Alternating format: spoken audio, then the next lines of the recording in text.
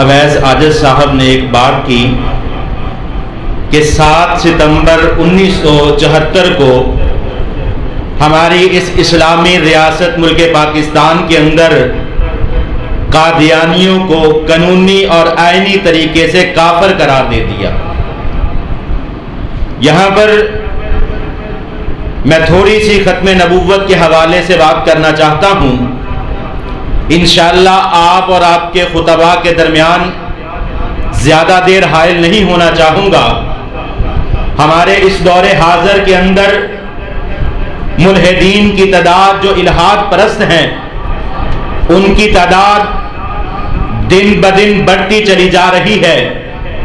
یہاں پر میں عرض کرنا چاہوں گا کہ الحاد کیا چیز ہے، ملحد کون لوگ ہیں۔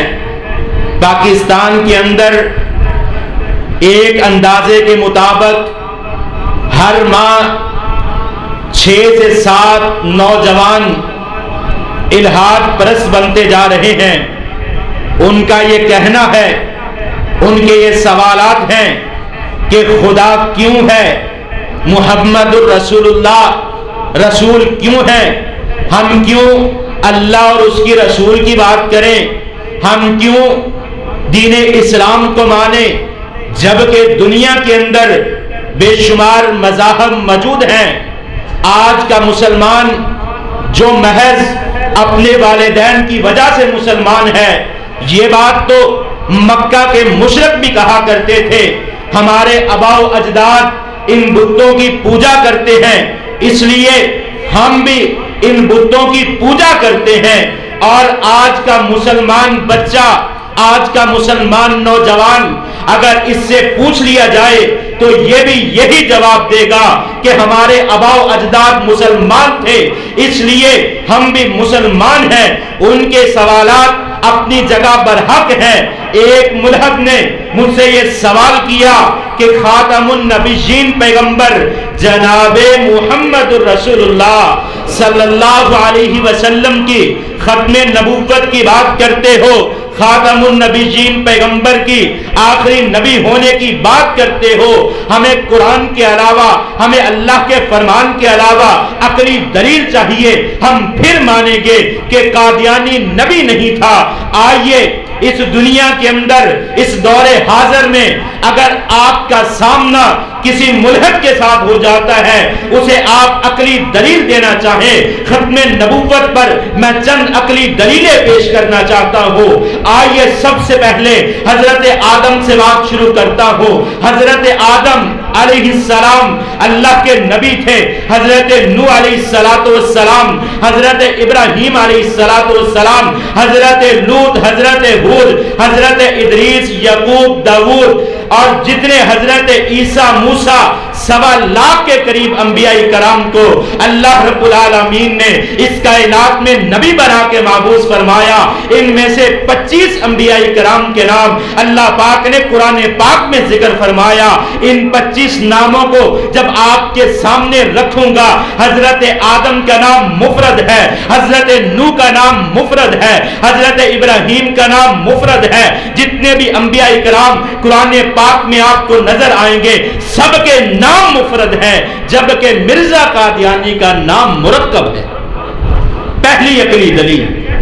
اور دوسرے نمبر پر اللہ پاک نے جتنے انبیاء کو مبعوث فرمایا ان کے نام یا تو عربی زبان میں ملیں گے یا عبرانی زبان میں ملیں گے، کسی نبی کا نام عجمی زبان میں آپ کو نظر نہیں آئے گا۔ یہ مرزا قادیانی جھوٹا، زندیق اور کذاب، اس کا نام مرکب ہے، اردو زبان کا لفظ ہے، غلام احمد اس کا نام ہے۔ آئیے اگلی دلیل دیتا چاہتا ہوں۔ محمد الرسول اللہ صلی اللہ علیہ وسلم کا نام آپ کا نسب کتابوں کے اندر موجود ہے، اور دنیا کی سیرت کی معروف کتاب الرحیق المختوم کے اندر بڑی آسانی سے 3 حصوں کے اندر نبی صلی اللہ علیہ وسلم کا سلسلہ نسب حضرت آدم تک ملے گا۔ اور آئیے اس سے آگے اللہ رب العالمین نے جتنے بھی انبیاء کرام کو مبعوث فرمایا ٹوٹل عرب کے اندر آئے، عجم کے اندر اللہ نے کسی نبی کو مبعوث نہیں فرمایا۔ یہ عرب کے اندر نہیں، انڈیا کے اندر قادیان کے علاقے کے اندر ہے۔ اور اس سے آگے چلیے، اللہ رب العالمین نے جو آسمانی صحائف اور کتب کو نازل فرمایا، ٹوٹل عربی اور عبرانی زبانوں کے اندر ہیں۔ جتنی بھی کتابیں نازل کی گئیں، کوئی بھی عجمی زبان میں کتاب نازل نہ کی گئی۔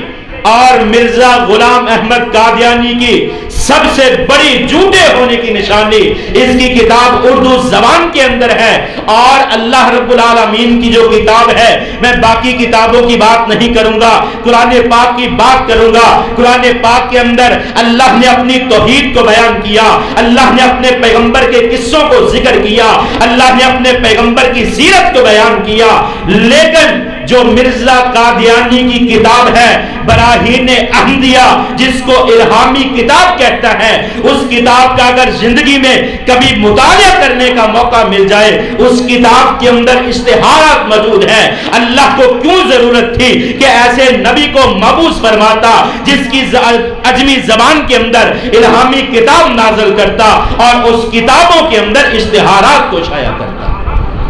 یہ ساری وہ عقلی دلیلیں ہیں۔ قرآن و احادیث کی دلیل علماء کرام نے بے شمار بیان کر چکی، بے شمار مناظرے ہو چکے، بے شمار مباہلے ہو چکے، لیکن اس دور کا جو ملحد ہے، الہاد پرست ہے، اس کے لیے یہ دلیل آپ کے پاس ہونی چاہیے، یہ دلیلیں آپ کے پاس موجود ہونی چاہیے، تاکہ ختم نبوت کا دفاع کیا جا سکے اور ہر ملحد کو عقلی دلیل دے کر اس کی زبان کو بند کیا جا سکے۔